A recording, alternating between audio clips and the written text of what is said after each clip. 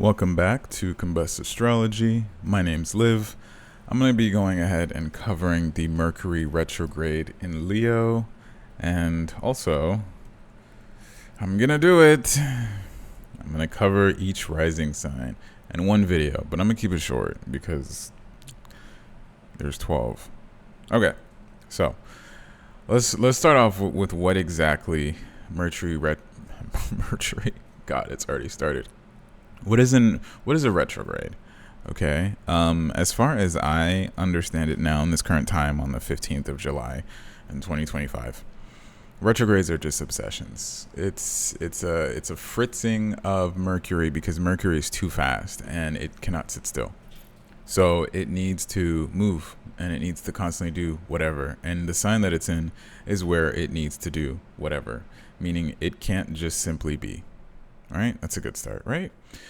So when Mercury retrogrades in each sign that it's in, the modality of the planet obviously takes an effect. It's like you're reading a chart. But Leo, we know, is the sun. And Leo in this chart is retrograded. Mercury is. We had Mars retrograded. Mars retrograded is almost more so annoying than Leo in Mercury. But Mars in Leo retrograded gave so much commotion, so much like pompous actions, and honestly, it was a way for you to grow, but growing is messy. Nothing is ever simple. Everything is messy. When you are changing something, not everyone's going to be happy. Someone's going to hate you and dislike you, and that's what we saw. Now, I was advocating for what was actually happening, but the transit of the time required you to do some things that maybe now you look back and you're like, I probably could have done it better, right? That is the core essence of Leo at times. So when it retrogrades, here you are saying to yourself, wow, I need more attention. I need more praise. I need this to happen. Maybe it's an audit on all the stuff you've been speaking on. You've really been talking some shit and it's fell through and it's like it's not actually possible. You really can't do it. You thought you could, and it's annoying, right? People that have retrograded Leo or any placements like that, I notice that they really do get ahead of themselves. They can talk way before they should. They should be more quiet. And, that's because their mind is so big, but it's like, doesn't mean it needs to be shared, right? And that goes with all Mercury retrogrades. They can't sit still. They can't sit at peace. In Vedic astrology, I noticed that the retrograde is like what you're trying to eventually have because you feel like you lack it. And that's a good way of me thinking about the retrogrades. So, most of this is my own point of view from readings and experience with that. But we have Mercury retrograding at the same time that we have Saturn, we have Neptune, we got Pluto. What isn't retrograde? For the first time in a billion years, Mars. All these different retrogrades are important to consider because even though they're not in aspect, they will eventually get pretty close into aspect when Mercury does retrograde far enough, right? And that's important because all of the fire that is retrograded right now just means that it's even more so being emphasized. It doesn't mean that it just magically goes away. It gets even more emphasized. And then the air that is currently direct is very differential. It's very ever-changing. It's very radical. Mars and the South Node are conjuncting. And then the only bit of brief patience we have is with the sun in Cancer, but that's going to be moving into Leo as well. So all we got is Jupiter. So when I look at this retrograding in the period of what it's going to bring, I think that during this time, the biggest thing you can do before I get into the risings is just make sure you really mean what you're going to say. And if the thing that you promised has come into fruition in a way that you didn't like it, it's okay to lick your wounds and say, this is not what I want. I had a vision, I had a dream, but I tried. Trying is better than anything, and at least you gave it a shot. Another key issue with this retrograde is that the things that you think are perfect, the things that you think look so amazing, it's going to start to crumble, right? This retrograde to me feels like false prophecies, false idols, false coming backs. People are going to reappear and they're going to present themselves as if they've changed or they become a new person. They probably haven't. People are going to come to you and offer you a business idea, something that could change your life, revolutionize, right? But it probably isn't that. And if you're someone that has Aquarius placements around Leo season, especially during this retrograde as is, you're going to feel that need to recluse and then reassess what is around you. Right? Especially as Saturn, if it does trine, or Neptune trines some of your, not trines, if it sextiles some of your placements as well, right? But I really want you to be very cautious of this transit. It's going to be here for, I believe, like a month or two, right? I think oh no, I'm counting the whole thing, like before it goes back to the next sign. Where is Mercury? Mercury and Virgo. Oh, it's just a month with this whole thing, the whole process. But in all of this transit, my biggest thing for you is to just not lose sight of what it is that you wanted when you first started. Otherwise, you might find yourself giving into it, right? People are going to reappear. People are going to propose you things that, the first time around they couldn't do it. The only way you'll know if it's true is if you can actually let this finish in September to see that it's true, right?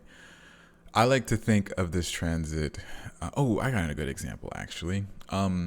The transit of Venus when it was retrograde, I think 2022, late 2023 or something like that. That retrograde is pretty strong. Like that retrograde, the Mars retrograde, and this retrograde. This is the least harshest, but it's like the things that happen there are going to come back up in that same retrograde. That was a really strong Venus retrograde, but I wanted all this to be certain. So let's go ahead and actually now dive into each rising sign. You guys will get like a minute, and we're just gonna go ahead and start off with the actual first sign. So let's go with Taurus, right? All right. So Taurus, you are going through this in your fourth house. As someone with Taurus placements and knowing family stuff is coming, I'm already thinking about this and lamenting, because I know that old family stuff is going to come up, and ego and identity stuff are going to come up. So keep that in mind. It's not just going to be something super simple. It's going to be something where, you've been trying to relax and chill with that 12th house, and, you're actually in a resting period. This should be a time where you're enjoying yourself between the sun, Mars and South Node together, but it's in the 5th. So you should be trying to have fun and relax compared to that North Node. And the 12th house is all spiritual, so you shouldn't be doing too much. Besides, things are going to be expensive. So if family matters come up, be mindful to not let it affect you. Just kind of brush it off. All right. A week? Come on now. Okay, so Gemini. Gemini here is definitely getting the big mouth. Okay, so all the things that you were promised, you need to know whether or not it's real, right? Because it's like when Mercury was going through here, when Mars was going through here, it's like, I want to do all these things. But now that you're in the middle of that thing, is that really what you want? As it trines the 11th house in your 7th, is that really what you want? Because it's okay to be like, no, this isn't actually what I thought it was. I don't actually want this. I'm going to let it go. That's fine. You can have buyer's remorse. You really can. And, make sure that you're being very mindful of the family and the health. And, let me know in the comments how Uranus in your first house is going. I'm kind of curious about that. All right. let's move on to Cancer. So Cancer is dealing with just a great time. You guys are going mentally insane. I actually cover that in my TikTok. But you guys are going through it. And just budget. Really make sure that you can afford what it is that you think you can. And honestly, with Pluto having been in the 8th, it's like, are you truly getting what you want from the relationships you establish? Not just friendships, not just partners, but do you actually get that? Or is it kind of like being swindled a little bit? You know, the people that have told you they could do things for you, do they align with where you are currently at right now? Okay. Leo. My Leo risings in the building. You guys are dealing with this head on. It's an identity crisis in a way. But really, we've been learning about setting boundaries while also going into the spiritual, right? The 3rd house to the 9th house. But as you continue with Jupiter going through your 12th house and you finally heal the family traumas that you were ever so blind to, you're realizing that you're losing the people around you that you used to have, and that's all changing now, and it will be. And as you recenter yourself to the correct people around you, and you're being more fair, this is a little bit of karma. So I hope that whatever happens, you can manifest a better version for what you want in the future. And it doesn't have to be just so painful. All right, Virgo. 12th house stuff. Okay, so let's change the bashing and let's go into loving. Just like Leo, it's an identity crisis. Make sure that you are aware that it's okay to have a different lifestyle than what it is that you want currently, and you can work towards that. Maybe you really pitched an idea that you really wanted, but it just didn't come into fruition. That's okay. Uranus in your 10th house means you got to accept that's okay a lot more often. Things are going to change. It's not going to be what you want, but let go. Pluto is in your 6th house. Things are going to change, and I know you guys want to be perfect, and I know you guys think a certain way, and you dive into it into an extreme with that 3rd house in Scorpio, but that's okay. And just flow with the water. All right, Libra, you're next. So for Libra risings, you guys have the retrograde in your 11th, and it's kind of just like, wow, I am full of haters. I am full of people around me that have been swearing that they've been at my side, but it looks like they're not. I don't seem to have that sense of safety like I thought I did, right? Maybe I spoke so much and I thought I had friends, but I don't. Maybe I really went out of my way to be there for people, and now they left me high and dry. As Saturn is in Aries, you're supposed to be auditing all your friendships anyway. The people, the contracts, the long-term commitments that you thought you've had. Now you're learning a lot about it. And so they should be getting let go. And as you keep going in time, you'll see more and more the truth of all this. It's kind of painful, but, I believe in you. All right, Scorpio. Let's talk about you guys. Mercury in the 10th. Talk about popping up. This is almost the equivalent of like old people coming back with the Taurus risings. But for you guys, it's your image, your public image. Now you're trying to make up for everything. You're trying to just be like, hey, you guys, I'm not crazy. Everything's okay. The family's great. And I want to do this thing. And it's like, maybe you said a little bit too much, and things are not necessarily having to fall through, but they're very much like, how are you going to make this work? Now, I guess the manifesting here could be like you're going to make it work. But when I look at Mars in the South Node in Virgo, I just feel like this is an aspect of trying to control the situation because you want to look good, because Jupiter is in your ninth house and it's opposing your sibling's house of the third house third house. And it's like, okay, like maybe I've never looked like a good friend to my sibling, or maybe I've always seen like the mean person. I want to be kind now. That's cool. But with a Mercury being the ruler of your third house, and then your third house being ruled by Capricorn, and then your eighth house is actually the ruler of Mercury. This is a dynamic between 10, 8, and 3 that's very much like you're kind of setting up a tombstone here.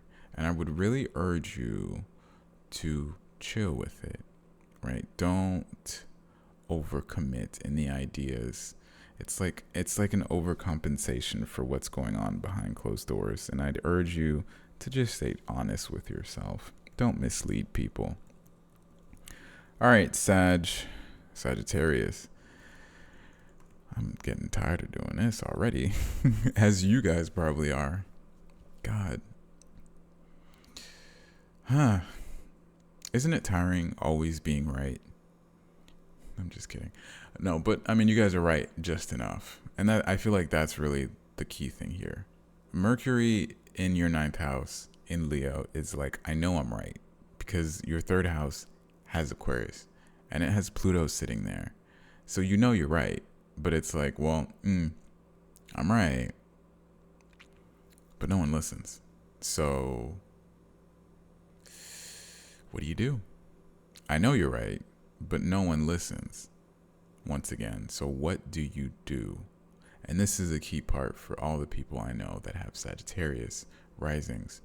They just kind of give in and they're like, having Saturn just went through Pisces and it opposing your 10th house, I would assume by now you guys have learned to let go. But if you haven't, knock, knock, you really want to learn to let go.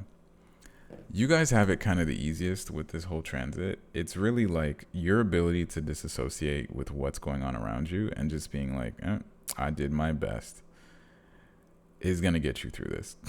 Because truth be told, there's quite literally nothing you can do to save people right now and with what's going on. And that's just something that if you can let go of the need to look like you have it all together, you can just focus on Jupiter in your 8th house. This should be so fun, right? Just let what's going to happen. And if you come up, let people think what they want to think, even if it means you look like a bad person. Your image is not important to maintain, like the Scorpio risings right now. All right, Capricorn. So we got you guys here trying to foot a bill for something that really isn't your responsibility. And truth be told, I think unlike the Sag risings, I'm telling you guys to just actually just enjoy what's in front of you. Pluto's in your 2nd house. So you're already realizing a lot of the things you grew up thinking you needed, you don't need anymore. You don't. But then to witness betrayal from friendships over and over and over with that 11th house Scorpio, to now really seeing it, that's a lot, That's a lot. But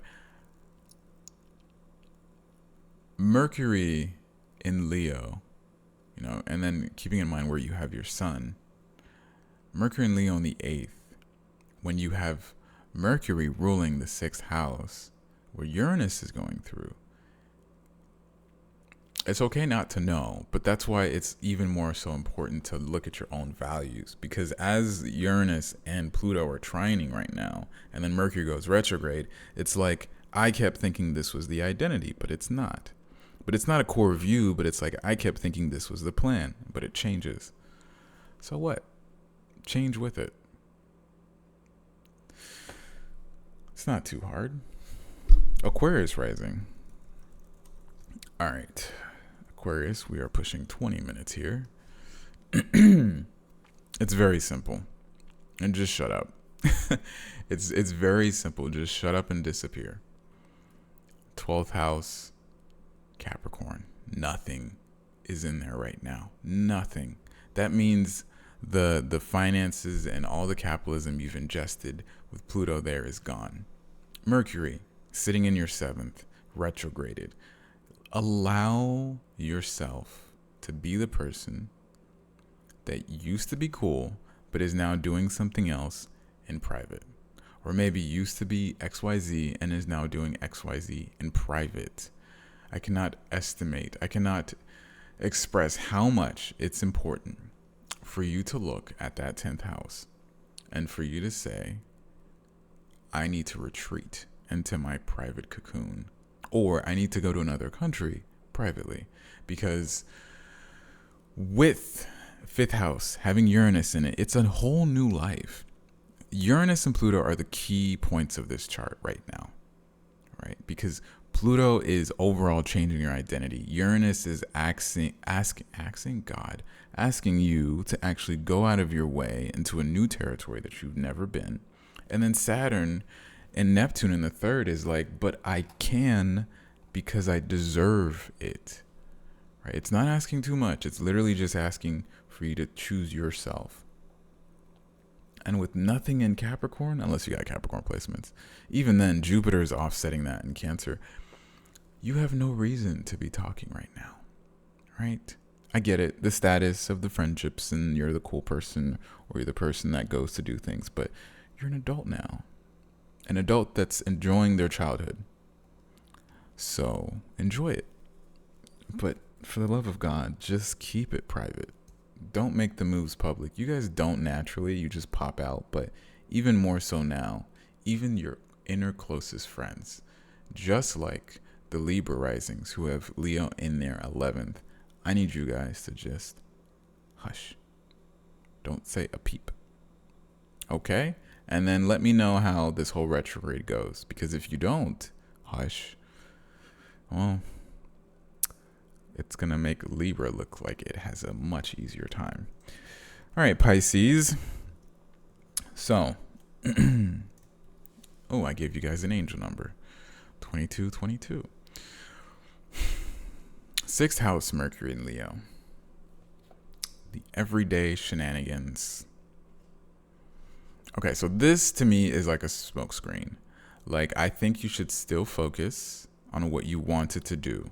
Because Pluto's in your 12th, your 9th house is Scorpio, right? I do truly believe that you guys want to go into that education. I do truly believe that you guys want to change your life.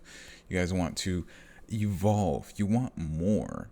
But Uranus giving you family issues and probably potential dating issues. They're not really issues, but to you they are, because that 7th house has to be perfect. So here's the issue. The issue is Uranus needs to make what you thought was actually living unlivable, right? It has to ruin it. And I will be covering Uranus when I do that in each rising sign video. But Uranus trining the 8th house is like, my lovers and my family are both in despair because they change so frequently. But my 7th house that wants to be able to control people, essentially, in my long-term relationships can't keep up. As Saturn was opposing that, it already dysregulated that. But if you didn't learn, it's going to hurt even more. Because air, unlike water, is not going to sit and make you feel it. It's just going to change. Things are going to change quickly. And your subconscious is already being audited to allow that to happen with Pluto in the 12th. So now Mercury is like broken promises. But really, you still want to do some of the things. You still want to grow. You still, want to dive in. Pluto in your 12th is like, now is the time I want to learn astrology. Now is the time I want to dive more deep into things that are meaningful and tangible. Because with this chart, it's not really about objects. It's more about enjoying family, enjoying activities, enjoying fair and light partnerships. But some of you, that 7th house and that 2nd house really overrule your chart, and then you go into the trauma of the 11th house since we've had Pluto there, and then you try to be so reliable for people, and it's annoying. It's annoying. Because when I read you guys, it's like you guys always get the shorter end of the stick, but you swear you need to be the longest end of the stick for other people. And it's like, but sticks still break. So like, why? So Mercury retrograde in Leo is kind of like, if you can just keep focusing on what's giving you enjoyment in the learning, everything else will settle itself out. But you can't look to control it, right? Uranus is not something I try to control when you have a Pisces rising right now. And then, last but not least, Aries. I made you guys last, not intentionally, but you guys are never actually last, so I hope that makes you feel better. Okay, what a video. I hope this recorded. I hope my audio works and whatever.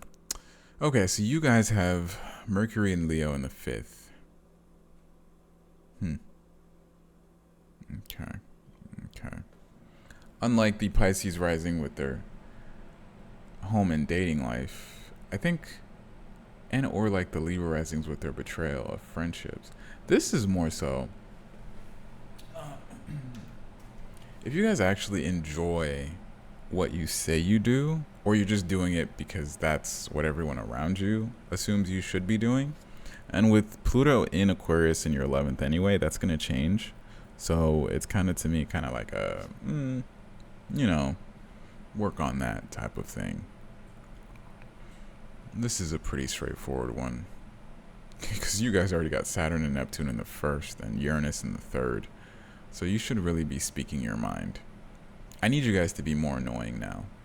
All right? Because you're going to be leaders, and as a leader, you listen more so than you speak, but even when you speak, not everyone's going to agree with you. So channel that idea of knowing you're not going to be liked anyway, even if you do what you can do. And if you have Libra placements, now is not the time to be acting like a Libra. Now is the time to be channeling that Aries rising and to be choosing yourself every single time. No matter how insane it is, I'm going to give you the green light to be disproportionately unwell to the rest of the rising signs for this period of time. All right, that is it. I need food. My vocal cords are fried, and I feel like I just did an hour reading. All right, I'm on TikTok. I'm on Instagram. I'm on Patreon, kinda. I haven't released the videos. I have a podcast, and then I have another podcast. And then check the comments down below if you have any questions. Feel free to book a reading, and also email me with questions. Okay, thanks, bye.